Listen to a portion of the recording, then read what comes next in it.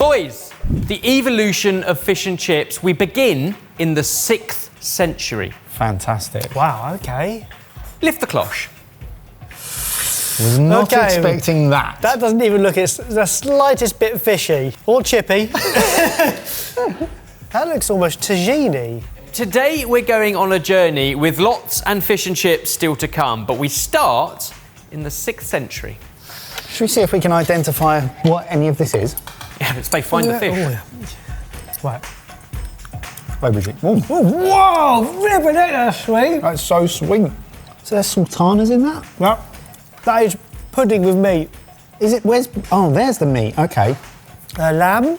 It is lamb, dried fruit, aubergine. It's called sikbaj, and that literally means vinegar stew. So there's an awful lot of vinegar in it, plus honey and fruit. So it's that sweet and sour lamb, basically. It would also potentially be made with other meats. How's he tediously linking this to fish I and chips? don't care. I think that's unbelievable. And it needs some couscous, it feels like. It doesn't need chips, it doesn't need fish. It does. It needs battering and served with curry sauce. I'm very satisfied, but also incredibly confused of why I'm eating this. So if we wind back the clock to about, or at least the 6th century, the Arabic word sikbaj means vinegared stew, and the king at the time, the Persian royal family, asked all of the chefs of the land to create the perfect dish for him, and he would pick the best chef in the land, and they all cooked sikbaj because they were like, it is the best dish and I'm going to cook you the best version of it. So it was loved, but essentially vinegared meat, sometimes fish, but more likely to be meat. Hasn't answered any of my questions of why it's not fish or chips. Where did fish and chips? How did it inspire fish and chips? Well, fish and chips hasn't happened yet, so No, I can't talk about the future. On that logic, it could have been any dish from history. Could have been an apple. And gone, this grows, so do chips. But the vinegar was the key element, and it's the vinegar we're going to follow through. Ooh.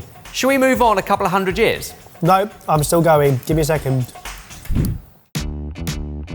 Lift the cloche on number 2. Is there a fish or is there a chip? No. There's a fish. So we have fish. Yes. We have celery, onion, and carrots. It looks like the fish has a very light batter, Yeah. which we've had relatively recently when we had a soggy batter. Oh, what was that? It wasn't escabeche, was it? It was escabeche. Escabeche. Escabeche. I Escabeche. put in the wrong place. Well played. It doesn't matter, it was close. So absolutely that. We've fast forwarded to a larger period of time, anywhere between kind of the 8th and 13th century in Spain, when it was under Arabic rule. And escabeche literally means meat or fish, lightly fried, stored in vinegar. So it was the Persians who brought their curing of meat in vinegar across with them to Spain during that period, and that's where they hit coastal areas. Suddenly fish became an abundant product, and therefore escabeche kind of came to be. And our sikbaj, which is the first meal you had, translated into escabeche. So our sikbaj became escabeche. It's really tasty. I mean, again, vinegar coming through very strongly was the application of sofrita, I guess, if it's Spanish. It's kind of lots of roasted or sweated vegetables, so yes to onion, celery, carrot, but also spices like peppercorns, bay leaves, star anise, and cinnamon. So again, those kind of Persian influences coming through. Also, it's very vinegary, but also it's equally sweet because you've got the onions and they've been caramelised to bring the sweetness out. Still, nothing like fish and chips, apart from the fish being ever so slightly battered. Dusted in flour and fried, and then stored in the vinegar to basically preserve, to last in the hot climate. It meant you didn't have, obviously, refrigeration, but keeping the fish in the pickling liquid, the escabeche style, meant it increased the shelf life. So this is the first time we see fish kind of served with vinegar as a favourite. I'm having a great time. Very, very tasty. Very delicious. Pickly. This is the way all history lessons should work. You have to eat your way through history. So that's where we see fish and chips about 1,000 years ago. But from here, the Spanish then migrated to a lot of places. So across the Atlantic, and they took with them the idea of vinegared fish to places like Peru, where you have ceviche, to the Philippines, where you also have lots of cured fish dishes, but it was also taken north with Jewish migration, and that's number 3. I'm looking forward to the next course. Already, not in this one, the one after that. I'm looking forward to some fish and chips. Number 3 takes us to Northern Europe. Oh, Okay. okay. We've got a bit of breading going on. Are these fish cakes? Is it fish? It's fish. It's fish! And it's fried in breadcrumbs. Okay, it's a solid piece of fish rather than being a cake. Tasty. Vinegared fish. I like it. It's cold. On purpose? It is cold. So, Jews were expelled from Spain and Portugal in sort of 15th century and moved up sort of via Amsterdam, ended up in other places like London and East London especially. And they practice the Sabbath, which means on the Sabbath, the 7th day of the week, is the day of rest and you shouldn't do any cooking. So therefore, this was a dish that they would cook on the Friday, and because it was fried and breaded, they wouldn't have used flour, they used matzo meal. Yep. Because again, flour is forbidden, especially times Passover. So they would coat it in matzo meal, fry it, and then it would be eaten on the Sabbath with pickles. And because of the frying and the matzo meal, it maintained a really sort of succulent, nice texture to eat the fish cold on the Sabbath. How did you get medallions of fish? Cod cheeks. Yeah, so it's a cod. So this is the first time we moved to whitefish in our fish and chip escapade. If you're really interested in this nerdy stuff, there's a brilliant book just called Cod. And it's a biography of the fish that changed the world by a guy, and it's just won Book of the Year, Food Book of the Year. And it all talks about the importance of cod, but that's why fish and chips started to move through the Jewish community into a dish like this. But still served because of the fattiness of the fried matzo with pickle. So you still have that route back to escabeche, back to sikbarge, but now, at this period of time, we see it as fried matzo meal fish on the Sabbath. Again, Delicious. unbelievable. Still missing a key component. Yeah. Well, the good news is around this era in Europe, the potato did start to arrive. Should we bring on number 4? Are you teasing us? Yeah, of course. It's going to have no potatoes. Number 4 is hidden under the cloche. This is right. This It's not going to be anything resembling fish and chips. It's just served in He's newspaper. just teasing us. Oh no, we were wrong. Yes! Sorry, Ebbers. We apologise. Fish and chips. Ooh. Okay, yeah. Oh, but A not lighter butter. something a little bit something different. It's almost like tempura. Back then, I used to love having fish and chips on the newspaper. I miss those days. Yeah. Oh, What day? What day would you normally have fish and chips? Friday. Wednesday. Day ahead of the Sabbath. Chippy tea. And we're now taking you to 1860 and the 100 years that follow, because we think that's where the first fish and chip shop was credited to a Jewish man named Joseph Malin, and it was in 1860 that he opened the first fish and chip shop in the East End of London. Mushy peas. This is the first Sign of mushy peas. sign of mushy peas. I didn't realise mushy peas went back that far. Mushy peas sometimes split the room, but they're always in order for me. I always have mushy peas and curry sauce with mine. I can't think of any other application where you have mushy peas. Is there a reason why it's synonymous with fish and chips? Oh. Not necessarily as far back as 1860, but maybe when you move into sort of wartime, mushy peas, they're a canned product, long shelf life, really easy transport, and an element of nutrition.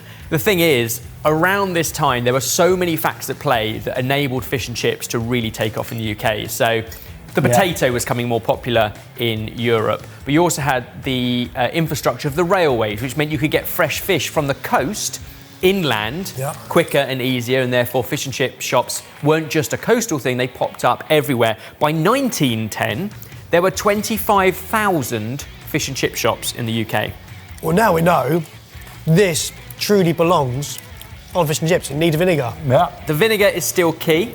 Also around this same sort of time, fats that you could heat without smoking up to high temperatures enough to be able to fry potatoes and fish well became more affordable, more readily available.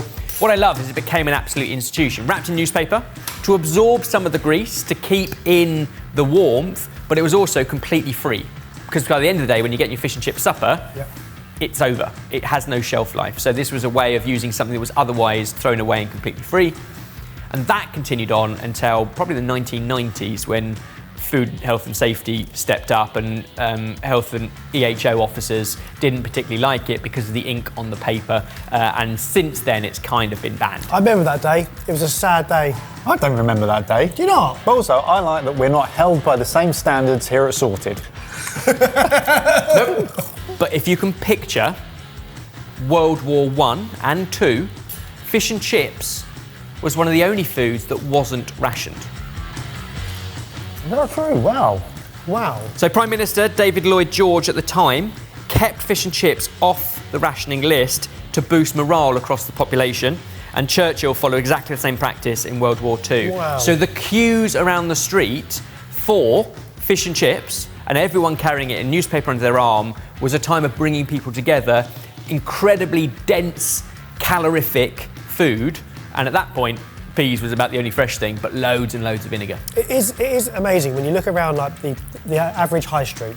Every town and city in the UK has one or two or maybe three Yeah. fish and chip shops, and they're still going strong. Whereas everything else has come and gone.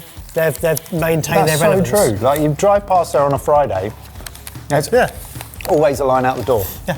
And it's interesting that you draw that line back. The Friday is because of the Jewish connection and the Sabbath, which took you back to Escabesh, which took you back to the vinegar, back to Sikbarge. We still have pickled eggs and malt vinegar and vinegared products Got to stop. in the fish and chip shop. It's still a big part of it.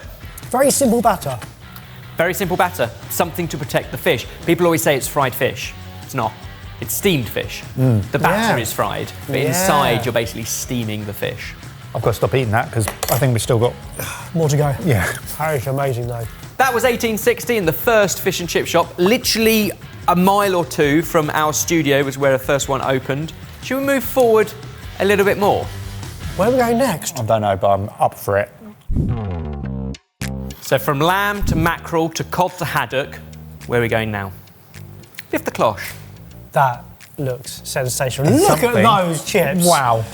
Look at that batter. Far more sort of light, bubbly, Beer batter. crisp batter, yeah, which. There you go. Oh my goodness, look, And we're still talking cod, aren't we? look at that. Nope, wow, okay. So we did cod with the matzo meal, then we moved to haddock. This is hake. Oh, okay. Cush's personal favourite choice of fish for fish and chips. Good to know. But we're moving into the era of the gastropub fish and chips. And it's a long era that stretches an awful long way. What do you... How is it? That's insane. Oh, The How taste can- of the batter is incredible. how can it be so crispy, delightfully crunchy on the outside, and so silky and Yeah. sodden in the middle? How was the batter made? So in the period of the gastropub era, everything needs to be a little elevated. So choice of fish, more sustainably sourced. And then the move into the batters, often beer batters or tempura batters, with the influence of sort of multicultural foods and cuisines popping up across the UK as well. We understand what a tempura batter from Japan is, but we love beer batter. This is kind of a combination of the two. And the tartare. Or tartare sauce, a vinegared sauce, so the theme rings through, but essentially taken from French haute cuisine. Now, whilst tartare sauce isn't new, the French have had it for a couple hundred years, it was put onto the gastropub menu with fish and chips to try and elevate it. I'm talking about the same sort of time as the smoking ban kicked in, where suddenly pubs weren't a place to go and smoke and drink, and suddenly food offering had to become a bigger thing. So Interesting. food was elevated around the smoking ban. Triple cooked chips, tartar sauce, charred lemon, and beer battered fish suddenly takes what people were queuing around the streets and sticking in newspaper under their arm to a gastropub environment. I love this version of fish and chips. What the gastropub did to fish and chips is incredible, but at the same time, it was very nearly ruined it for me as well, because there are so many pubs out there that do this badly. Yeah, yeah. And I think most people come to the UK It's a and they risk. look for fish and chips. They'll go to a pub, they'll order fish and chips on the menu, and 9 times out of 10, it's just been baked in the oven, reheated. I think they're different. I think actually, if you want traditional UK style fish and chips, Yeah. you go to a fish and chip shop, Yeah. and they serve different chips. Well, So they're fried, They go Wrapped up. soggy because once they get wrapped up, they're steamed. It's very different. They're quite potato-y. They're soggy. It's also delicious if it's done well. But I would say 9 times out of 10, when you go to a pub to get fish and chips, it's going to be a naff fish and chips. When you go to a fish and chip shop, I'd say 8 out of 10, it's going to be good. I think on the ratio of the number of pubs to the number of good pubs, I think that's probably relatively fair. There are pubs that are in Michelin Guides, Bib Gourmand and AA Rosette who are serving sensational fish and chips, or restaurants like the Mayfair Chippy, which I would say is more like a restaurant than it is a pub, but, you know, fish and chips is one of their many fish signatures. I've never had fish and chips that are good. Really? That is out of this world. I mean, That's kush. it's an expensive good. piece of hake that's been well treated and cured in a delicious batter, fried fresh so it hasn't been wrapped up and gone soggy, triple cooked chips and a delicious tartare. Yeah, it's exceptional. Oh, it's brilliant. Whilst I am sort of talking early 2000s with the smoking ban and the rise of better food in pubs, it was actually Harry Ramsden who first made fish and chips elevated. That can't be true. 1931, the first Harry Ramsden was opened, a Yorkshireman, and his concept was let's take this thing that everybody loves, but elevate it. So all the staff would wear waistcoats and bow ties, tablecloths, there were chandeliers, everything was served on crockery, and there was desperation to elevate the nation's favourite dish. So just for context of those outside the UK, Harry Ramsden is a fish and chip shop chain that's basically in things like airports. Yeah, it's almost like McDonald's of fish and chips world. Yeah, service stations where I remember seeing most of them. The original site became the world's most famous fish and chip shop. By the 1950s, that first location was selling over 1 million meals a year, and it gained a spot in the Guinness World Records for the busiest fish and chip shop in the world. Then it began to franchise. There were other ones all over, including abroad, places like Hong Kong and in Australia. And the Bournemouth branch briefly held the title of the world's largest fish and chip restaurant, seating 417 people, later surpassed in 2017. But Harry Ramsden was the first person to say fish and chips deserves chandeliers, tablecloths and waiting staff. But then fast forward, it was the smoking ban where the pub said we need something to elevate this space and food was it. The fish and chips remained. Fascinating, but more importantly, fish and chips and delicious. Video complete, Evers. You've eaten a Still lot. got Would you one like more. one more? Take it away from me quickly, otherwise I'll keep eating it. Yeah. Last one. Where does fish and chips go from here? I am battered. Well and truly. Oh, gosh! Gorgeous, right? This That is stunning. So What's now he we're done? talking modern, deconstructed, avant-garde, but still a celebration of a national dish. This time it's monkfish Monkfish, okay, that right. has been wrapped in potato, so that's where your fries are. So it's basically almost like string potatoes mixed with some starch to form a batter. You've also got on the plate a curry sauce, which we will talk about the importance of curry sauce in fish and chips, plus pea shoots, herb oils, and anything else to make it look That is not gorgeous. Technically, yes, you're right. That looks like a curry sauce, but that is not the curry sauce that is meant to be on a fish and chip. So it looks almost like a fish Wellington. And Yeah, I suppose the way it's look at the shine. Yeah. Why am I eating? I'm slicing it like it's a Wellington. I don't know why I'm doing that, but maybe that's the way. Wow, that glisten is insane. Cheers. Oh, wow. It's insane. And the curry sauce is doing the perfect job. Adds a fruitiness, a little bit of spice to a very delicate piece of fish that's been made robust with the chips surrounding it. I mean, the flavour obviously is delicious, but the textures are so stark. And so important with fresh fish, and that's what you're getting cut through there. Now, bear in mind, post-war Britain, there was huge migration from India, Pakistan, Bangladesh into Britain, all in the British Commonwealth at the time. And with them came the love of spice and their expertise in their cuisine, which is why Indian curry houses and Indian restaurants popped up, kind of next door to fish and chip shops. And the British palate started to evolve, and that's kind of where, especially in cities and regions of Britain with larger populations from that part of the world, the chip shop curry sauce, or it started as a spiced gravy, became very popular. That fish has so much bounce. Yep. in a good way. It's so meaty, isn't it? It's phenomenal. And this particular dish and recipe was kind of done, written, inspired by Atul Kochhar in the second series of Great British Menu.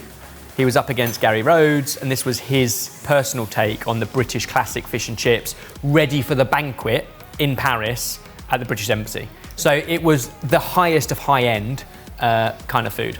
But the question around the future of fish and chips remains, because we have gone from before it was recognisable as fish and chips into a very modern space, but banana blossom or sort of vegan fish and chip alternatives, more sustainably sourced and caught fish as part of it, and a celebration of oven chips rather than fried chips or baked alternatives that cut back on the health sort of concerns of the nation. But there is something magical about fish and chips. I think every Brit deep down goes, yes please.